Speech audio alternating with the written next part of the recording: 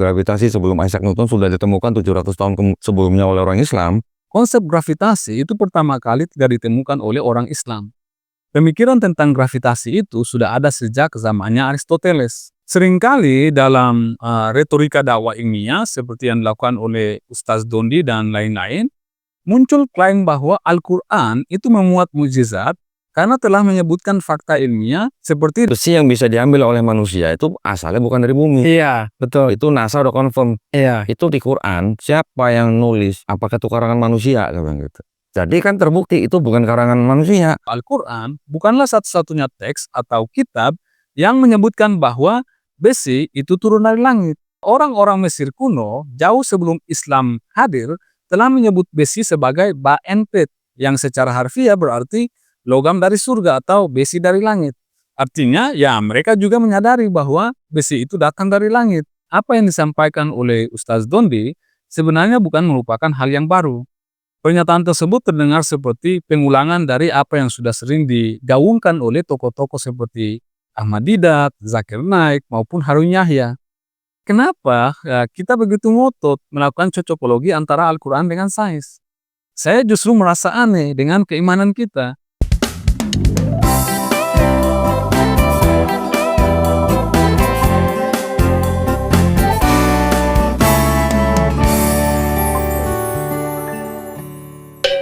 Saya tidak sedang menyerang pribadi siapapun, saya tidak sedang menjatuhkan kelompok manapun, saya juga tidak membenci agama Islam.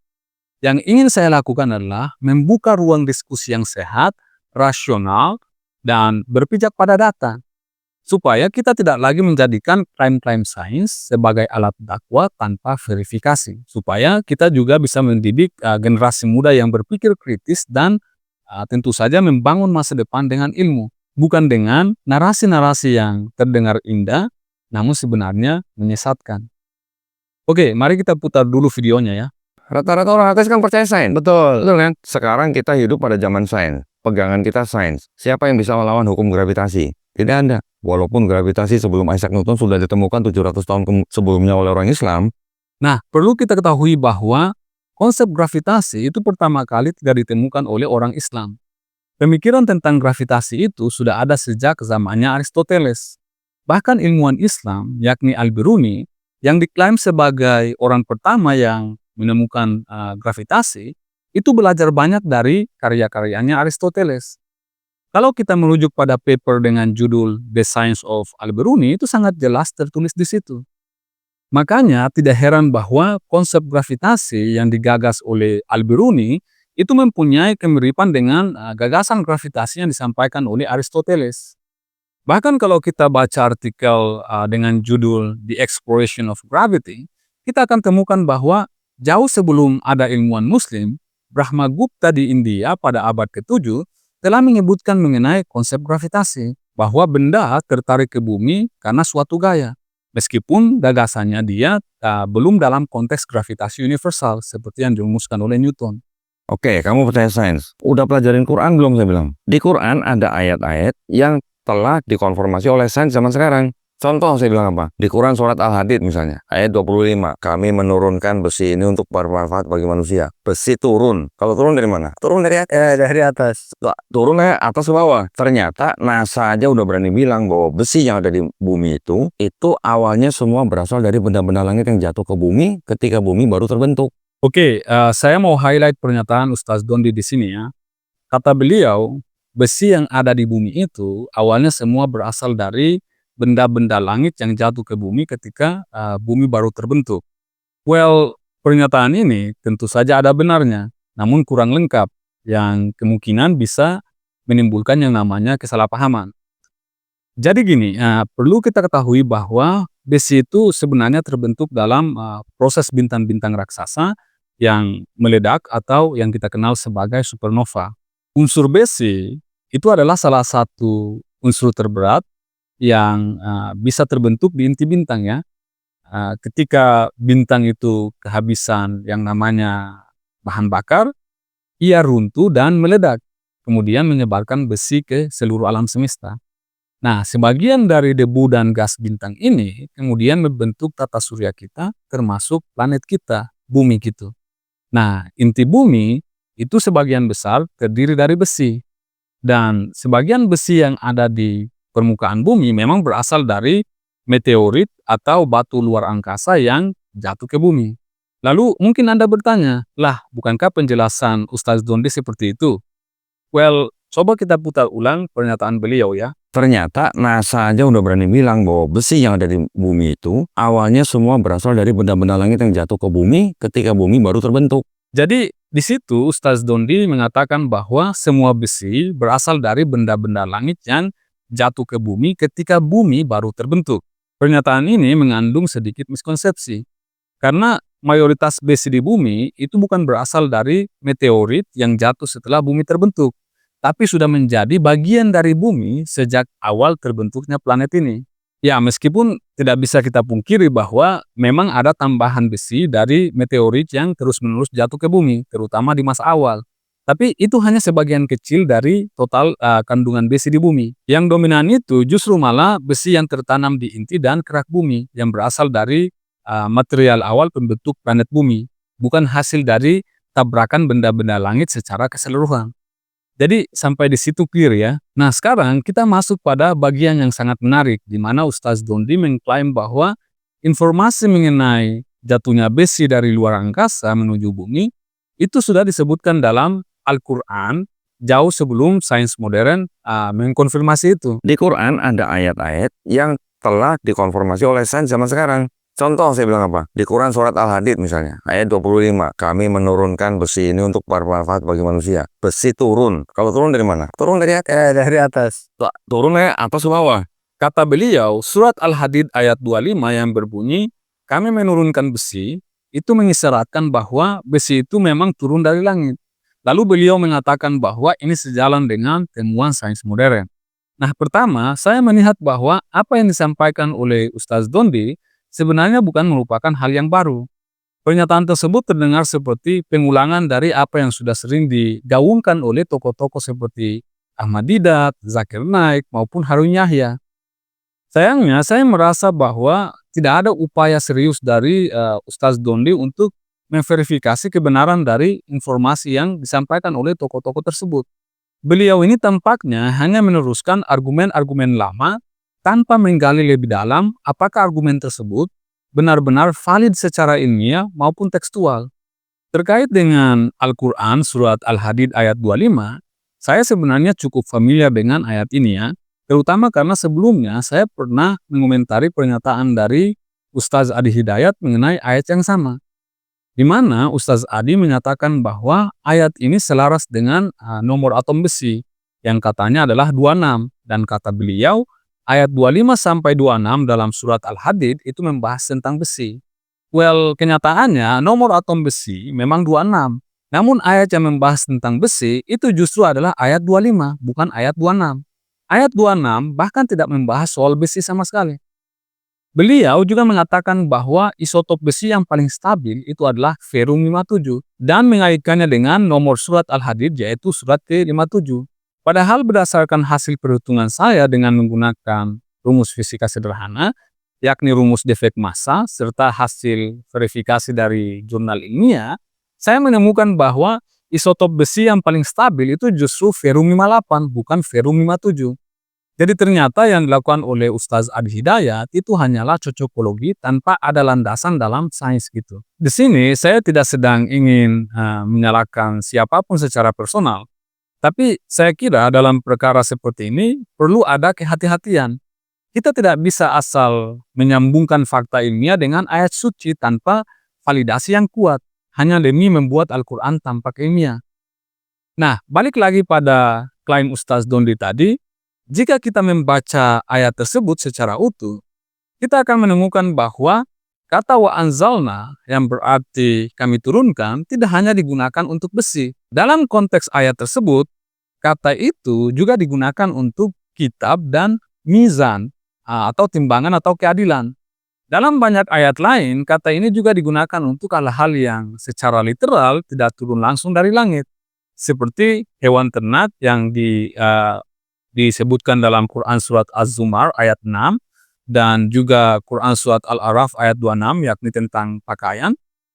Dan ini tentu saja menimbulkan pertanyaan linguistik yang penting bagi kita semua. Dan untuk teman-teman yang paham bahasa Arab, saya ingin bertanya kepada kalian semua, apakah wa anzalna dalam konteks besi itu memiliki makna yang berbeda dari wa anzalna untuk kitab dan keadilan, atau hewan dan ternak dalam Quran surat Az-Zumar ayat 6, ataupun pakaian seperti dalam surat Al-A'raf ayat 26. Jika maknanya sama, apakah berarti kitab, pakaian, dan hewan ternak itu juga secara harfiah diturunkan langsung dari langit? Saya sangat senang jika teman-teman mau berbagi pengetahuan bahasa Arab kepada kita semua, sehingga kita semua itu bisa punya konteks dalam memahami ayat-ayat ini. Maka yang menjadi pertanyaannya adalah, mengapa Ustaz Dondi itu hanya memilih satu penafsiran saja, dan mengapa tafsir itu langsung dihubungkan dengan sains modern tanpa mempertimbangkan pendapat-pendapat lain yang juga sah secara keilmuan. Apalagi jika kita perhatikan dengan seksama, tidak ada kata langit ataupun angkasa luar dalam ayat tersebut.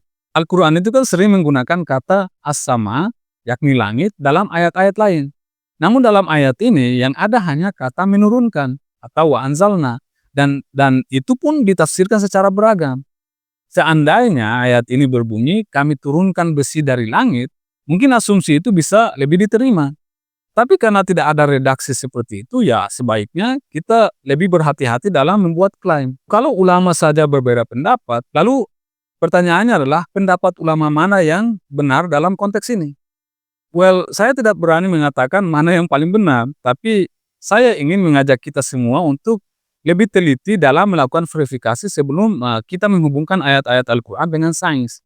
Jangan sampai keinginan kita untuk menunjukkan bahwa Al-Quran itu spesial karena telah membahas tentang fenomena sains jauh sebelum adanya penemuan sains modern, justru malah merusak kesucian serta kesakralan dari Al-Quran itu sendiri. Seringkali dalam retorika dakwah ilmiah seperti yang dilakukan oleh Ustaz Dondi dan lain-lain, muncul klaim bahwa Al-Quran itu memuat mukjizat karena telah menyebutkan fakta ilmiah seperti dalam kasus yang kita bahas sekarang, yakni asal-usul besi dari langit, dan Al-Quran telah menyebutkan itu jauh sebelum ilmu pengetahuan modern mengkonfirmasinya. Maka klaim ini kemudian dipakai untuk menyimpulkan bahwa Al-Quran pasti bukanlah buatan manusia, melainkan berasal dari Tuhan, seperti yang dikatakan oleh Ustaz Dondi. Jadi besi yang bisa diambil oleh manusia itu asalnya bukan dari bumi. Iya, betul. Itu NASA udah confirm. Iya. Itu di Quran, siapa yang nulis? Apakah itu karangan manusia? Gitu. Jadi kan terbukti itu bukan karangan manusia. Ya, tentu saja kita memang yakin bahwa Al-Quran bukanlah karangan manusia. Namun, logika cocokologi seperti ini sebenarnya sangat rapuh dan terlalu cepat mengambil kesimpulan besar dari data yang terbatas. Dan ironisnya, seringkali mengabaikan fakta sejarah lain yang justru menggugurkan klaim sepihak tersebut. Yang jarang diketahui oleh orang-orang adalah bahwa Al-Quran bukanlah satu-satunya teks atau kitab yang menyebutkan bahwa besi itu turun dari langit. Ingat ya, kita belum sepakati bahwa kata wa anzalna pada ayat tersebut mengandung arti diturunkan. Tapi tidak apalah, dalam konteks ini kita ikuti saja alur berpikirnya Ustaz Dondi dengan menganggap bahwa Al-Quran mengatakan bahwa besi itu turun dari langit. Lalu apakah narasi itu hanya ada dalam Al-Quran? Kalau teman-teman baca buku dengan judul The Story of Chemistry halaman 22, kemudian ada juga buku Origins and Development of Applied Chemistry halaman 86-87, dan buku dengan judul The Spirit of Ancient Egypt halaman 72, kita menemukan bahwa orang-orang Mesir kuno jauh sebelum Islam hadir telah menyebut besi sebagai ba'enpet, yang secara harfiah berarti logam dari surga atau besi dari langit. Artinya ya mereka juga menyadari bahwa besi itu datang dari langit. Kemungkinan besar karena mereka pernah melihat meteorit jatuh dan menemukan bongkahan besi dari sana. Dalam teks-teks piramida bahkan digambarkan bahwa langit itu terbuat dari besi dan dewa-dewa itu duduk di atas tahta dari logam langit itu. Fakta-fakta ini tercatat dalam prasasti-prasasti Mesir yang bisa dibaca sampai hari ini. Dan uniknya, mereka tidak mengklaim itu sebagai wahyu ilahi. Justru kalau kita mau mengagumi sesuatu secara adil, lebih masuk akal jika kita mengagumi orang-orang Mesir kuno yang sudah mengetahui fakta bahwa besi turun dari langit jauh sebelum Al-Quran muncul dan bahkan jauh sebelum sains modern mengkonfirmasi itu. Dan lebih spektakulernya lagi, mereka sampai pada kesimpulan itu hanya berdasarkan pengamatan tanpa harus membawa narasi ilahi atau klaim mujizat. Lalu pertanyaannya adalah kenapa kita begitu ngotot melakukan cocokologi antara Al-Quran dengan sains? Apakah kita merasa bahwa nilai Al-Quran itu menjadi lebih tinggi kalau sesuai dengan sains modern? Apakah dengan menunjukkan kecocokan semacam itu akan membuat orang semakin yakin dengan kebenaran Al-Quran? Jika iya, maka saya justru merasa aneh dengan keimanan kita. Apakah keimanan kita selama ini dibangun atas dasar keyakinan terhadap wahyu atau hanya bergantung pada validasi dari sains yang terus berubah? Kalau keyakinan kita hanya akan menguat ketika ayat-ayat dalam Al-Quran terlihat ilmiah, bukankah itu justru menunjukkan bahwa sebelumnya kita itu tidak benar-benar yakin dan memiliki keraguan terhadap agama kita sendiri? Seakan-akan iman kita harus dibuktikan dulu melalui eksperimen baru terasa kokoh. Mungkin ada yang berkata bahwa ini bukan soal pembuktian, tapi untuk memperkuat iman. Namun, pernyataan seperti itu justru menyeratkan bahwa keimanan kita itu belum cukup kuat tanpa didukung oleh bukti ilmiah dari sains. Padahal sains itu kan penuh dengan dinamika. Sains berubah terus-menerus. Apa yang hari ini kita anggap benar, ya bisa saja besok akan berubah lagi. Kalau itu terjadi, bukankah perilaku cocokologi ini hanya akan mengikis kesakralan Al-Quran itu sendiri? Jadi gini, mengoreksi suatu klaim bukan berarti kita membenci. Mengkritisi narasi yang dibungkus agama bukan berarti kita menolak agama.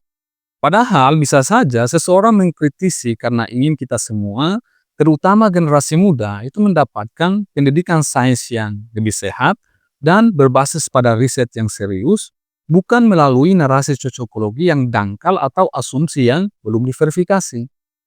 Sayangnya, cara berpikir seperti ini masih sangat umum di masyarakat kita, termasuk dalam diskusi-diskusi yang melibatkan agama dengan sains. Banyak orang yang memaksakan narasi bahwa kalau tidak bersama kami, ya berarti melawan kami.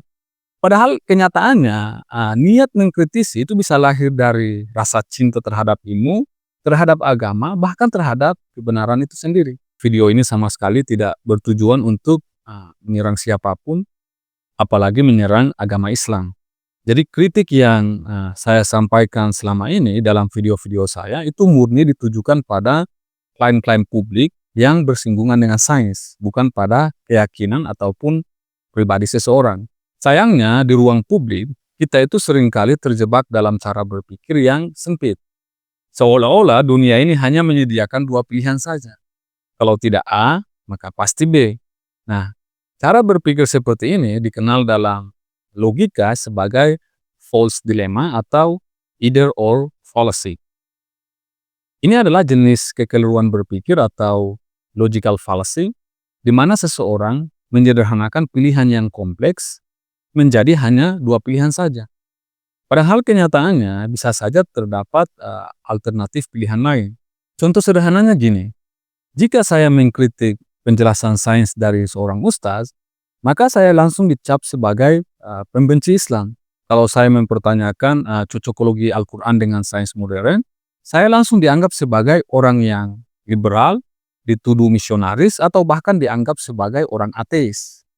Nah, cara berpikir seperti ini menurut saya bukan hanya tidak adil, tapi juga membunuh diskusi yang sehat dan tentu saja mempersempit ruang berpikir kita. Think about it. Thanks for watching. Saya Muin Banyal. Salam apapun itu untuk ilmu pengetahuan dan jangan mati sebelum meninggalkan karya.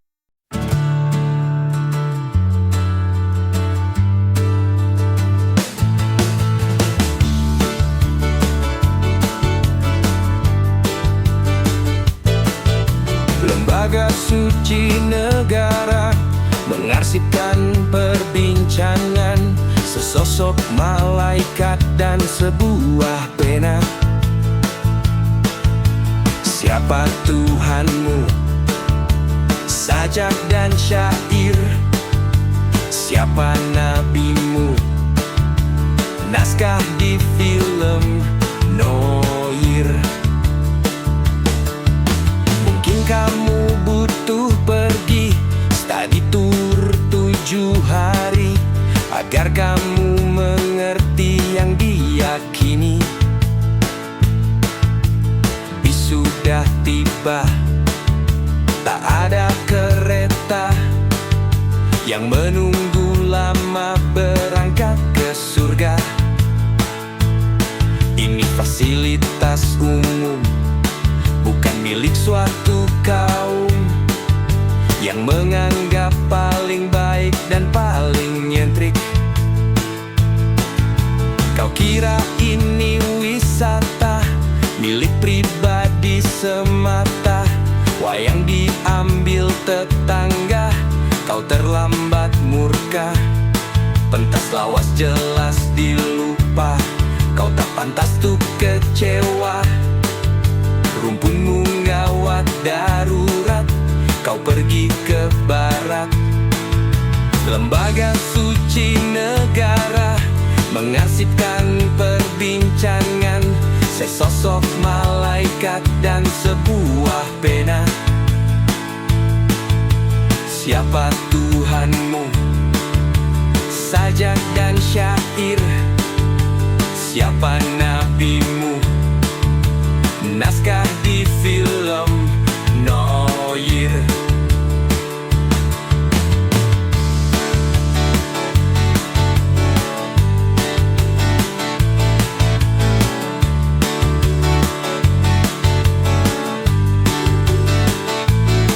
Bagaimana bila nanti kau tak masuk kategori, sebab hafal ayat suci acuh di arti? Bagaimana nanti bila Kristen yang masuk surga, sebab separuh iman kebal ancaman? Dibakar tak takut api, dihina berlagak tuli, diusir datang kembali membalas budi. Semakin lama semakin jadi menuhankan diri sendiri, berkedok faham Islami, aliran Indi. Semakin lama semakin jahat, berpendapat semau hasrat, beralih di Kristen jihad, berampok jamaat. Lembaga suci negara mengarsipkan perbincangan, sesosok malaikat dan sebuah pena. Siapa Tuhanmu? Sajak dan syair. Siapa nabimu? Naskah di film Noir. Siapa Tuhanmu? Sajak dan aku.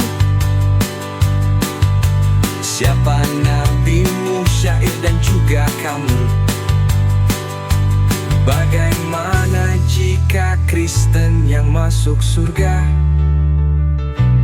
Bagaimana jika semua masuk surga? Hidup berbahagia, minum anggur bersama,